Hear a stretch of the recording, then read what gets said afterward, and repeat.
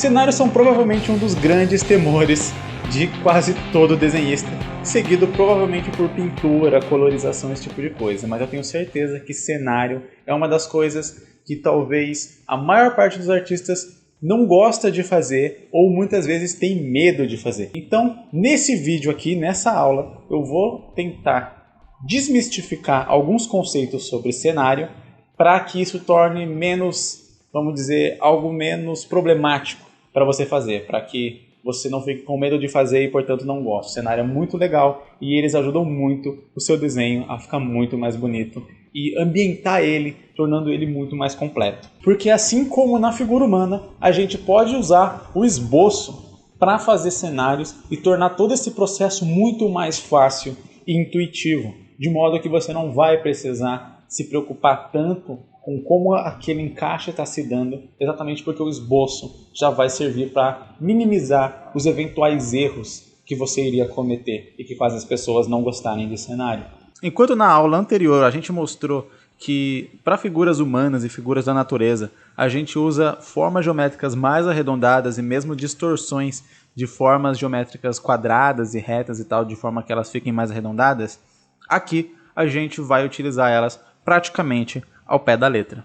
E nesse caso, no caso dos cenários em específico, as formas geométricas elas se fazem muito mais presentes e são muito mais importantes até, porque como são figuras, como são trabalhos feitos por humanos, essas figuras geométricas elas foram utilizadas na própria concepção dessas formas. Então quando você está falando de um prédio, por exemplo, quando você está falando que nem aqui a estrutura desse quarto e tal, desse mini escritório, ateliê, sei lá como queira chamar, estúdio. Enfim, uma mesa, tudo que está aqui foi desenvolvido por seres humanos utilizando formas geométricas para compor o seu design. Então, essas formas geométricas vão nos ajudar sim muito a representar esses cenários. Vamos começar com um prédio. Em essência, ele é um retângulo, e com a adição de novos retângulos e quadrados nos locais corretos, a gente consegue compor um desenho que você com certeza já consegue associar com a figura de um prédio. Então é muito fácil perceber isso a partir de algumas pequenas formas geométricas, assim, o uso delas de forma bem rápida e simples. Novamente, assim como eu falei nas aulas anteriores, não há limites para a quantidade de detalhes que você pode colocar aqui. O uso de referência pode ser muito importante para dar mais naturalidade à sua construção. Afinal de contas, nós não conhecemos de cor uma grande variedade de modelos de prédios. Mas na fase de esboço é bom tomar cuidado para que a quantidade de detalhes acabe atrapalhando ao invés de ajudar. Uma casa segue praticamente o mesmo princípio, com uma base mais quadrada ou um retângulo mais deitado.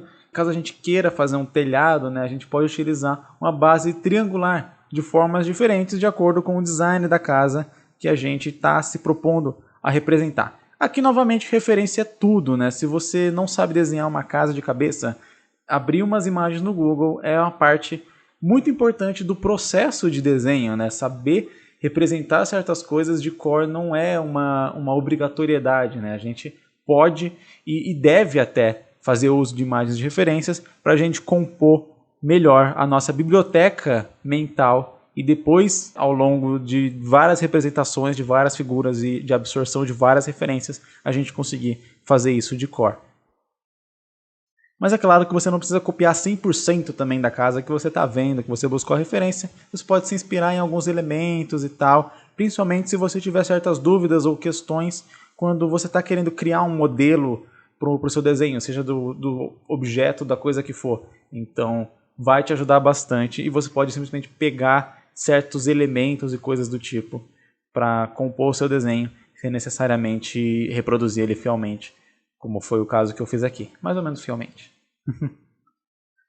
Mas nessa altura aqui do vídeo você deve estar percebendo que está faltando alguma coisa nesses cenários que eu desenhei, certo? Você provavelmente está sentindo falta de profundidade, aquilo que torna o desenho tridimensional. A gente vive num mundo 3D, ou seja, um mundo que possui 3 dimensões. Com tanta cultura pop falando em dimensões paralelas e utilizando o termo outra dimensão para se tratar de novos mundos e novas realidades e tal, talvez a palavra fique um pouco perdida quando a gente fala 3D, no que é 3D. Então eu vou dar uma rápida explicação para você entender do que se trata.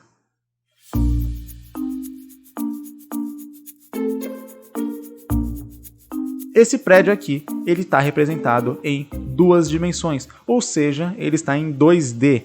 As 2 dimensões aqui se referenciam ao traçado de linhas que nós conseguimos observar. Nesse caso, os traçados são largura e altura, representadas aqui por linhas horizontais e verticais.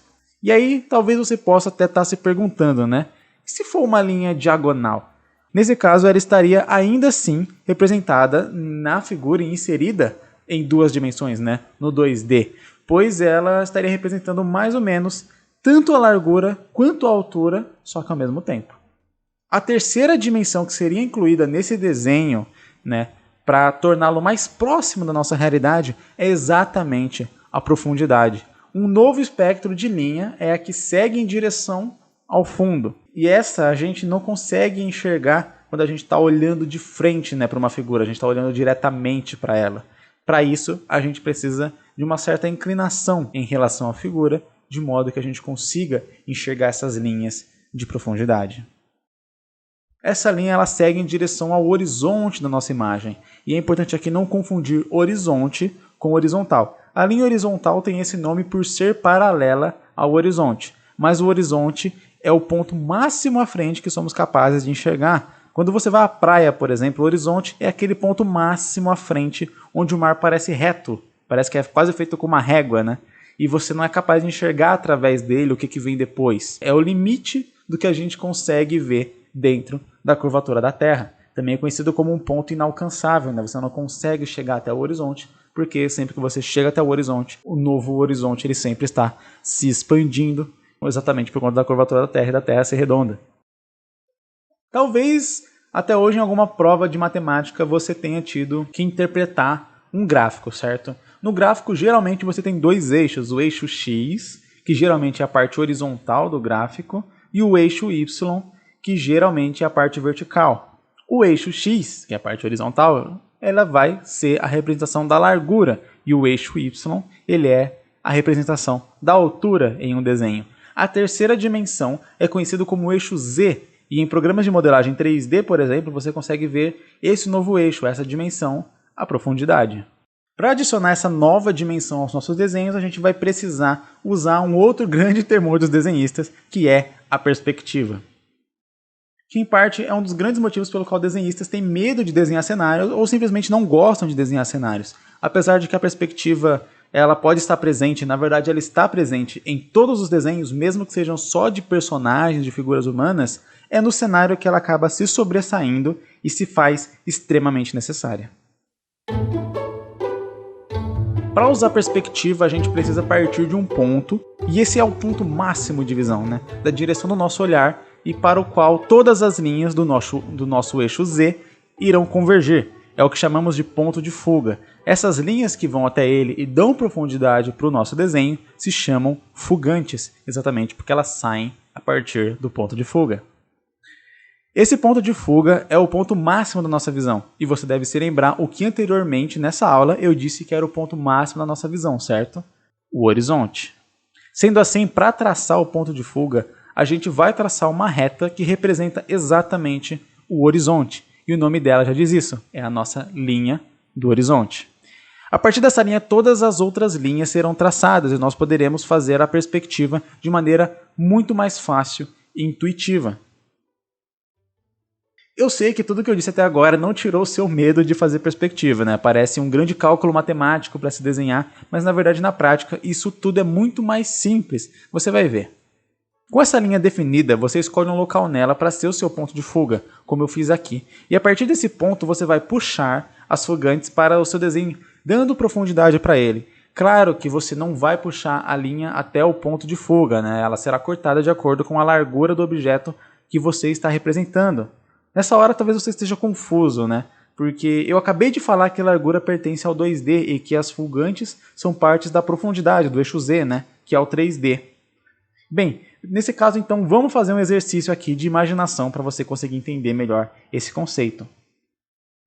Essas linhas, elas são fugantes e elas pertencem ao eixo Z porque estamos observando elas da nossa posição. É como se a gente estivesse dentro do desenho e observando daqui. Imagina que o desenho ele sai do papel, ele sai da tela e ele se estende ao redor de você. Você está dentro daquele desenho.